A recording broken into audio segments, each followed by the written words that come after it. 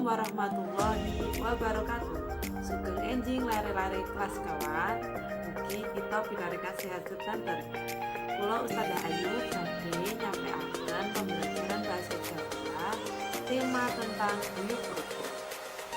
Nah, sakderenge Ustazah Ayu nyampeaken materi bahasa Jawa, ayo bareng-bareng kita berdoa riyin. Berdoa dimulai.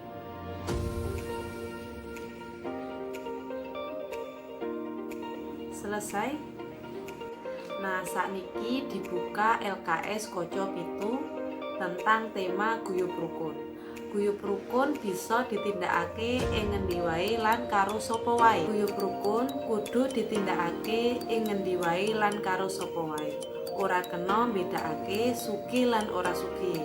Contoh gotong royong ing sekolahan utawa ing masyarakat sekitar.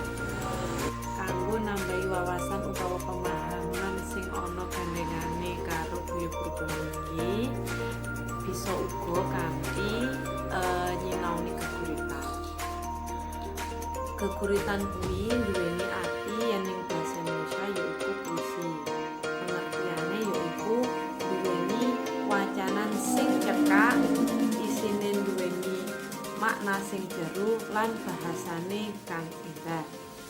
Ning geguritan duweni struktur teks sing kesiji ya kuwi tembung, keloro larik, sing ketelu bait, sing kepapat swara lan sing kelima surasa. Nah, ing geguritan iki duweni polatan pas wayahe maca geguritan. Sing kesiji yaiku olah swara utawa olah vokal. Olah swara kuwi maksude tinggi rendahnya nada pada saat kita membaca puisi.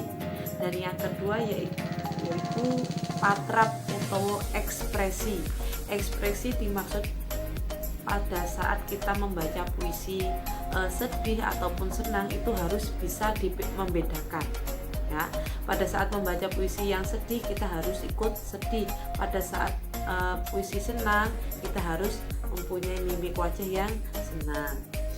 Dan yang ketiga adalah nyawiji. Nyawiji yang dimaksud ini adalah mempunyai ciri khas diri sendiri pada saat membaca puisi. Tidak boleh menjiplak gaya orang lain atau meniru gaya orang lain. Dan yang keempat yaitu sarana utawa sarono. Maksudnya itu medianya yang harus media pada saat kita melakukan membaca puisi.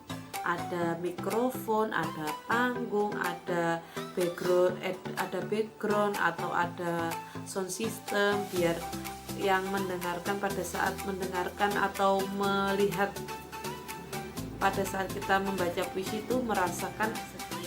Ustazah, penjelasannya tadi materi tentang geguritan. Ada kurang lebihnya Ustazah mohon maaf. Membaca doa kafaratul majelis.